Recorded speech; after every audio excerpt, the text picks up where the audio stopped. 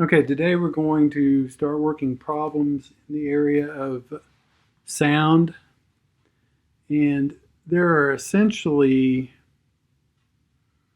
three or four concepts that you need to pick up with working these problems. The first of these concepts is just to remind you that velocity is equal to frequency times wavelength. Velocity in meters per second. Frequency is in hertz, which is generally a means per second, and then wavelength, length is in meters. The second concept, or the second thing with sound specifically, the velocity of sound is affected by temperature, and the key to remember with that is that at zero, or at 273 degrees, the velocity of sound is 331 meters per second. And then that is then modified by the following T, which is the ambient temperature divided by 273. So if the temperature is 273 is obviously 0 degrees. So if the temperature is above 270 or 0 degrees centigrade, then the velocity of sound will be greater than 331. If it's less, then the velocity of sound is less.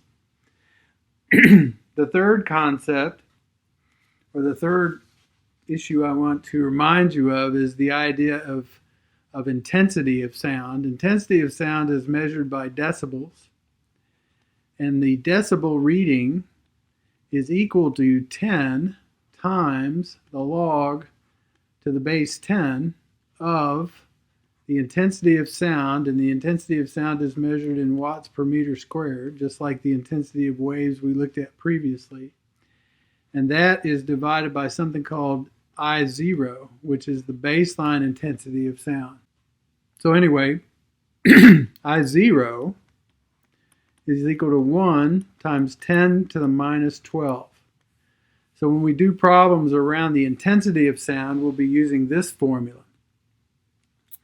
The next concept, and the one that some people have the most problem with, is the idea of the Doppler effect.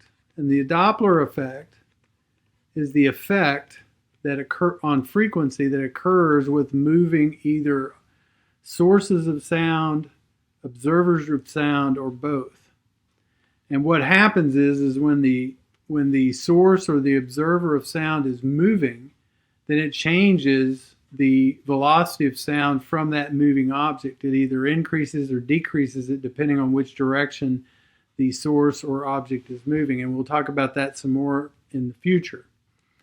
Lastly, you have to know the idea of a interference and the frequencies that occur in an opened and a closed-end tube. And the problems that we did this time were primarily in a open-ended tube, a tube that is open at both ends. The fundamental frequency is the frequency when this equation, when n is equal to 1. Okay, so you have the velocity of sound divided by 2 times the length of the tube that the sound is being played over. Okay, and so that when n is equal to 1, this is called the fundamental. The subsequent frequencies are called overtones. So the first overtone is when n is equal to 2. The second overtone is when n is equal to 3, etc. So these are the sort of basic concepts we'll be using as we go through these problems. All right. The first problem that we're going to work is problem number 2. Problem number 2 states, what frequency sound has a 0.10 wavelength when the speed of sound is 340 meters per second? This is a very straightforward problem. You remember that velocity is equal to frequency times wavelength, which means we want to calculate the frequency, so that's going to equal to velocity divided by wavelength, which is equal to, in this case, 340 divided by 0.1, which is 3,400 hertz. And so that's the that's the frequency of this particular wave that was described. The second question is problem number 4. Problem number 4 states that what is the speed of sound in a medium where 100 kilohertz frequency produces a 5.96 centimeter wavelength? What is the speed of sound in the medium? Okay, so we know that V is equal to F lambda. And in this case, F is now going to be 100 kilohertz, which is 1 times 10 to the 5th hertz. It's 100 times 1,000. Okay, so it's 10 to the second times 10 to the third. And then that's going to be multiplied by 0.0596, which is 5.96 centimeters converted to meters. And if you do the math here, you get a velocity of 5,960 meters per second, which is considerably faster than sound travels in air.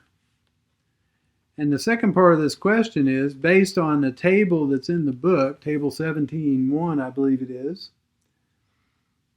what substance is this? And if you look at table 17.1, the speed of sound in solid steel, or in steel, is equal to this number. And so these characteristics means that this sound is traveling through steel. Number 7. Dolphins make sounds in air and in water. And the presumption here is they make the same frequency of sound in air and in water. What is the ratio of the wavelengths of sound in air to its wavelength in seawater? Assume the temperature is 20 degrees. Okay, so the first thing you have to do is calculate the velocity of sound in air at 20 degrees. And that's going to equal to 331 times the square root. 20 degrees is 293 divided by 273. And if you do the math here, you get 343 meters per second.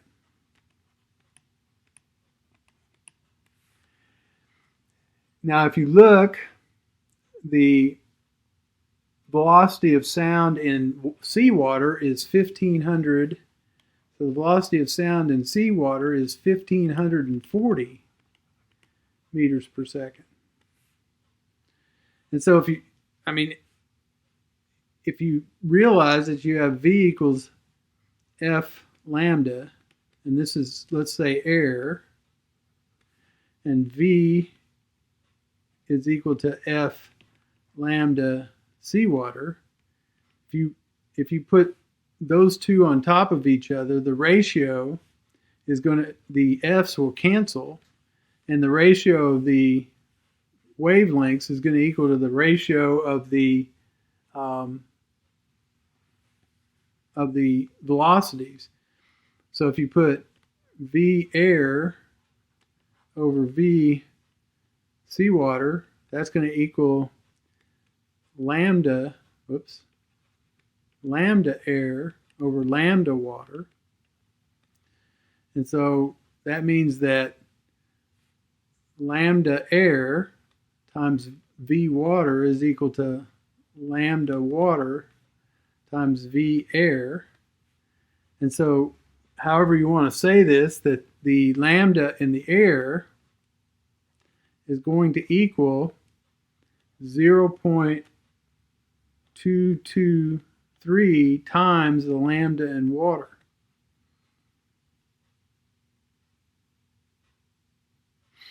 Assuming the frequencies are the same, which is what you have to do in order to do this problem. The next question is problem number 9. Problem number 9 states that a submarine sonar can measure echo times with a precision of 0.01 seconds.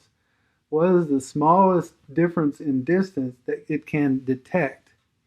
Well, if the velocity in seawater is 1,540 meters per second, then, and you realize you're at the sub's here and your object's here, and it has to go and return. So it has to make 2 trips. Then that means that the amount or distance that can be detected is 1,540 times 0.01 divided by 2, or 7.7 meters. So anything bigger or smaller than 7.7 meters is going to be undetectable because of the sensitivity of the equipment. Now, this is assuming that it's either swimming toward the submarine or away from the submarine. In other words, the head of the object versus the tail of the object. Now, if it's swimming sideways, then this size is not the same, or it's not a question of detectability. And the second question it asks here is, no, there isn't another question. The next question is number 10. A physicist working at a fireworks display times the lag between seeing an explosion and hearing a sound and finds that it is 0.4 seconds. So the time from the flash of the fireworks to the sound of the fireworks is 0.4 seconds. How far away from the explosion if the temperature is 24 degrees? Okay, first of all, you have to convert the velocity using that temperature. So that's 331 times the square root of 24 degrees is 297 over 273. And so the new velocity is now 345 meters per second. And the distance is going to equal that velocity times the time, which is going to equal 345 times 0.4. And if you do the math here, you get 138 meters away. 138 meters. Now, the second part of this question asks, what if you don't disregard the time it takes for the flash to get to the guy? Now, the speed of sound is 3 times 10 to the 8th meters per second. So as it says in the book, to compare these two speeds is ridiculous. And the amount of time it takes that's consumed or lost here is so small. If you took 138 meters and divided by 3 times 10 to the 8th meters per second, you see that the distance the time it would take this to travel is 3 goes into that 4 times, and then 3 goes into 18 6 times. So it's 46 times 10 to the minus 8 seconds, or 4.6 times 10 to the minus 7 seconds. So you would subtract this time from the original in order to determine, and then multiply that by 345. You can see that this number is accurate. 138 is accurate to like 6 significant figures. So you really don't have to worry about that. Let's do one more problem, and then we'll stop and change the tape, so to speak. Number 13. Actually, let's not do that because number 13 goes into a new group. So we'll stop at this.